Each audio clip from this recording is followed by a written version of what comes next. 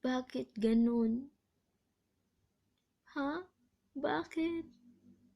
Bakit mo ako sinaktan? May nagawa ba akong mali? Ha? Sabihin mo sa akin. Mahal pa naman kita. Pero ako ginago mo lang. Alam mo yung masakit? Yung salitang masakit? Sinaktan mo ako. Ito naman ako nagpakatanga. Nagpaloko.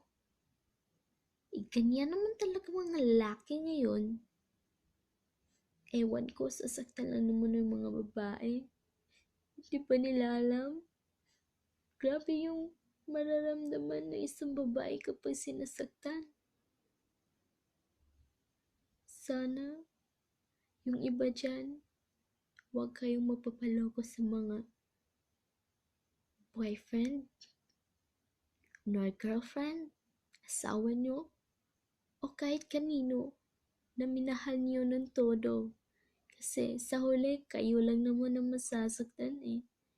Kaya siguraduhin nyo, hindi kayo maloko nila. Kasi minsan, iba ang habol ng mga lalaki sa babae. Ewan ko bakit nila ginawa yun eh. Hindi naman masaya, hindi naman maganda pakinggan.